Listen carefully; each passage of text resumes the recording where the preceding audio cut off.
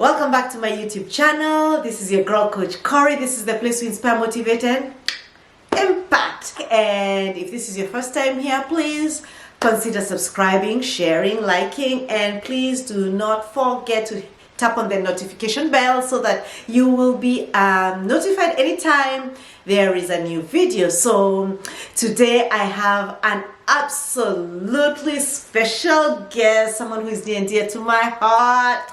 Hallelujah. Oh, I'll try not get emotional.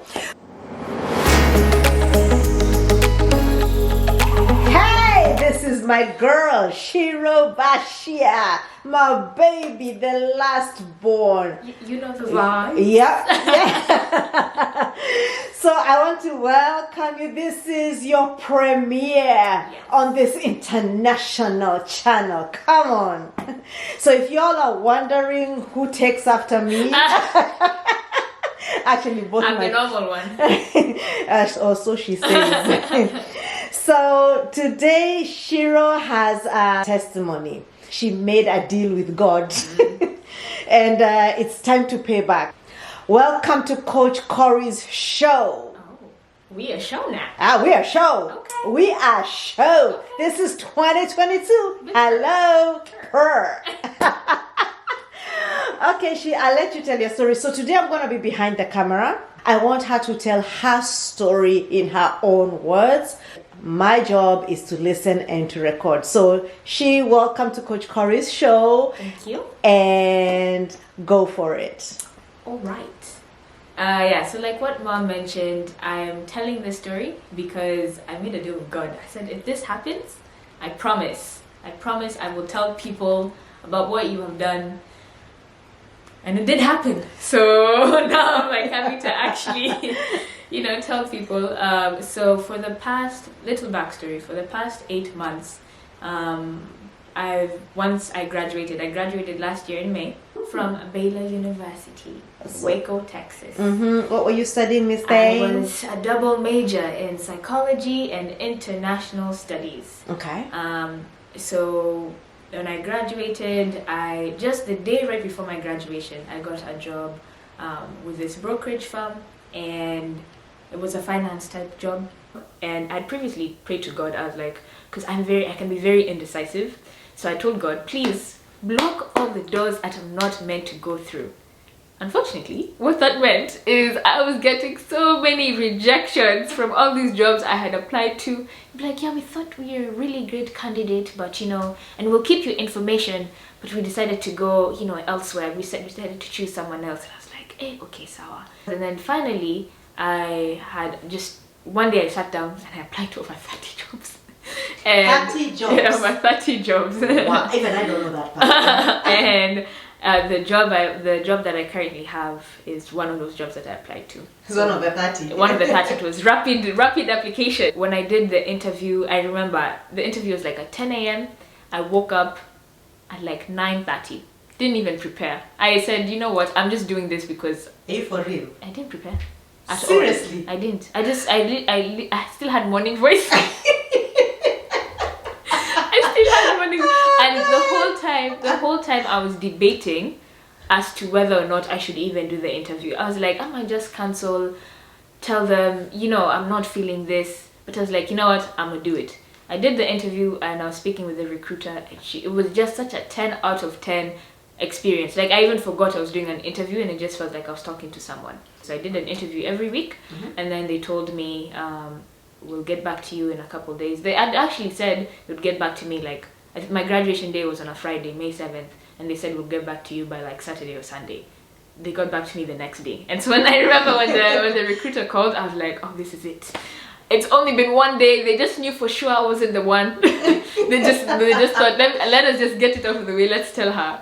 But luckily that wasn't the case. And even as I accepted the job though, I was so confused because I was like, this has nothing to do with my majors. Absolutely nothing. If you had asked me if I worked in finance a year prior, I would have been like, God forbid.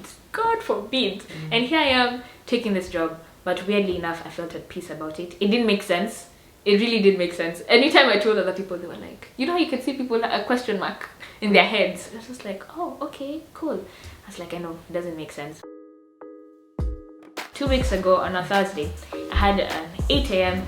I had a meeting with my manager, and this meeting was just about to talk about what my goals were for that month and what steps I was going to take to reach those goals. We do it almost every month, so it was a regular schmegular day. You know, I tell her about my goals for the month, and while I'm telling her, we're having this meeting, I realize her eyes are all over the place. Because we're virtual, this is a Zoom meeting, so I realized her eyes, she's just everywhere, and I was just like, okay, is it that you're not paying attention, or is you just having to reply to emails? I was like, it's fine. And then right before lunch, I open up my messages with my manager, and she sends me this screenshot, and this screenshot is a conversation that she had over Teams with the hiring manager. And basically she's just asking, she's like, hey, are you guys still interviewing for this role? And the hiring manager replies to her saying the deadline was December 29th. On that date was January 6th, but we're still willing to interview her. We'll be cutting it really close because we want to make a decision by January 7th. So my manager sends me that screenshot, and then underneath that picture, underneath the screenshot, she says, are you willing to interview today? So I read that message and I just freeze. I'm like, today, like that day. Today, yeah, like today, and I'm just sitting there. I'm like, okay, interview, okay. So I reply back to her. I'm like, okay, yes, I'm willing to interview. I check my email for that licensing interview invitation, and I see the time, and I think it was set for 3 o'clock. And I'm like, okay, 3 o'clock today. All right, I accept the invite, and it was right before lunch, so I'm like, okay, I'm interviewing, but I'm all over the place. I'm like, I'm interviewing. So I felt ambushed. I felt absolutely ambushed. So I called mom. I'm like, Mom, we need to pray. when you need call mom. I'm like, I call mom. I'm like, we need to pray. She's like, what's happened? Kwani, what's wrong? I'm like, I tell her the whole situation, and he's like, you know, it's funny that you say this. And she shares with me the verse that was put on her heart for this year. Yeah. And she says it's Ephesians 3:20, and the verse is basically like, you know, he's able to do exceedingly abundantly above more than we can ask or imagine, according to his power that is in us. Yes. Exactly. So she shares with me that verse, and I'm like, yeah. And backstory, back in November, when I just finished my licensing program and I'd finished all the exams, I'd passed them. Mom came up to me one day. I was doing laundry. Mom came up to me one day. She's like, I have something to tell you. And she just looked so like, yeah, there was something urgent that she just needed to tell me. And I was like, okay, cool. So I'm looking at her, I'm like, yeah. She's like, you know, I just feel like I need to tell you. God has said I need to tell you, you'll be going into a new role very soon. So I'm like, I've just finished my exams. I have like 3-4 months left of training. What is she talking about? I'm like, okay, cool. I'm like, okay, cool, thank you. Amen. You know, I'm like, amen. But I'm not thinking much about it, because how I also understand it, and even in the Bible, God soon and my soon can be night and day. God soon can be 10 years from now. And it will come to pass, and I'm like, yeah, I guess this is what God meant, you know. Or it could be, and my soon is tomorrow. So I'm like, Mom tells me all of this. I'm like, okay. So now back to this phone call that I'm having with Mom. I'm like, do you remember this? The word that you told me, the prophetic word that you told me sometime in November. She's like, oh, I'd even forgotten about it. I was like, yeah, I've just thought about it as well as you were talking. And she's like, yeah, wow, okay. So we prayed together. I feel more at peace after the phone call. And because right after the phone call, I remembered I hadn't done my devotions for the day. So I was like, hey, you know what? I may not be ready in any other capacity, but at the very least, let me be ready spiritually. So I was like, let me do my devotions. I do my devotions, and I open my devotions for the day. The first line reads, he is able to do exceedingly and abundantly more than we can, you know, ask, imagine. And I'm just sitting there like, this is the same verse Mom has just told me. So I call Mom back. I'm like, Mom, you'll never believe it. She's like, what? I'm like, guess what my devotions are? The first line. She's like, what? I'm like, it's Ephesians 3:20. She's like, hey, that's just confirmation. And I'm like, anyway, because me, I'm also a very superstitious person. I don't believe in coincidences. I'm like, this is it. This is God has said. So I'm like, okay, yeah, he's able to do sawa. I am very unprepared. I haven't finished training. I have not finished training. How many more months do you have? I had until the end of this month of January. Okay. And then I would now be fully trained and now be what we call on the floor for like the next 3 months until I hit my year mark. Okay. So, which is May. Which is May. Okay. So I'm like, okay, cool. I feel more at peace. I'm like, okay. This was thrown at me, quite literally. When I woke up this morning, I was not thinking, oh, today I'm going to interview for a role that I really want. No, that's not what I was thinking. I thought I was just going to have a regular meeting, going to have my regular day at work, and that's all it was going to be.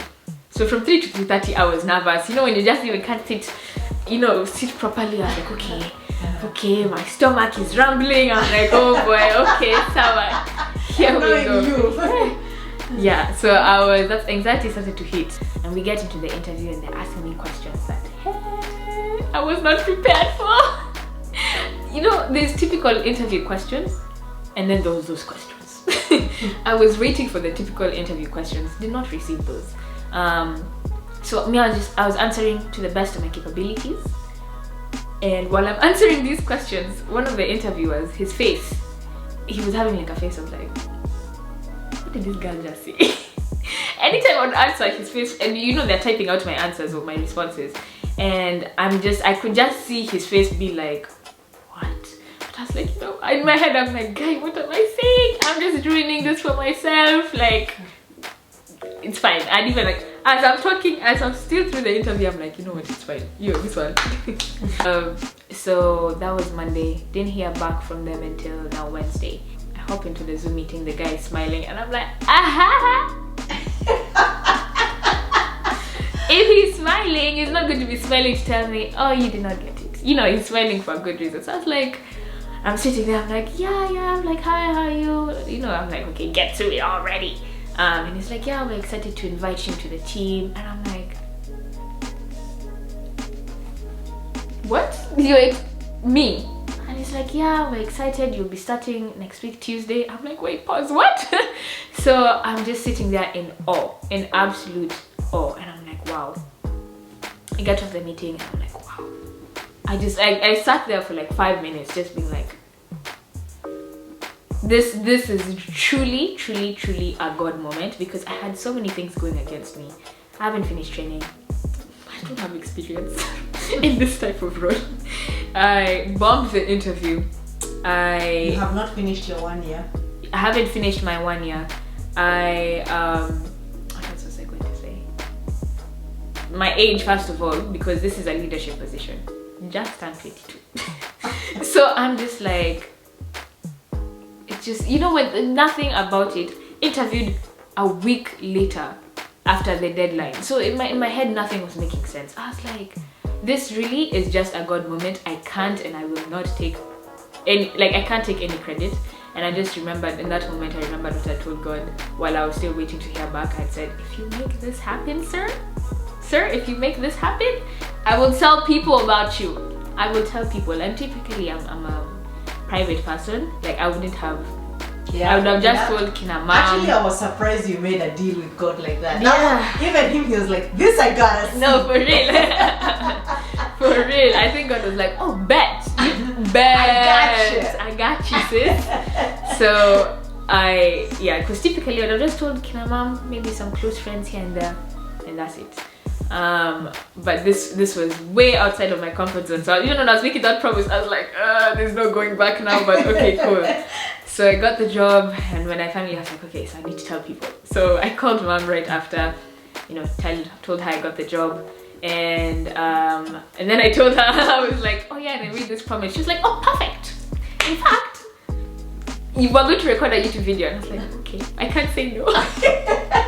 Well, this is free content from heaven. Exactly. I was like, I made a deal, and if I know what's good for me, I better keep my end of the deal before it turns into something else. Because for so long, I was that person, and I still am, but I was that person who I like having plans. I like to know what exactly my plan will be. So in college, in my third, fourth year, junior, senior year, I was so unsure of what I was going to do. I was just clueless about what my next steps were going to be. And it was a hard time. Honestly, it was, because I was just like, I was so frustrated of not being able to have an idea of what exactly I wanted to do. And I used to listen to this Maverick City music song called The Story I'll Tell. And all it was is that the story I'll tell when, you know, when things start not get better, but when you start seeing prayers being answered. Like even just the first verse talks about, it just says, the hour is dark and it's hard to see what you're doing here in the ruins and where this will lead. And I remember just the first time I ever heard that song, I was like, it spoke to you. It spoke to me. And another part just says, believing gets hard when options are few. When I can't see what you're doing, I know that you're proving you're the God who comes through. And then the chorus goes into, and I'll testify of the battles you've won, how you are my portion when there wasn't enough. I'll testify of the seas that we've crossed and the waters you've parted, the waves that I've walked. So yeah, the chorus in itself goes, and I'll testify of the battles you've won, how you are my portion when there wasn't enough. And I'll testify of the seas that we've crossed, the waters you parted, the waves that I've walked, singing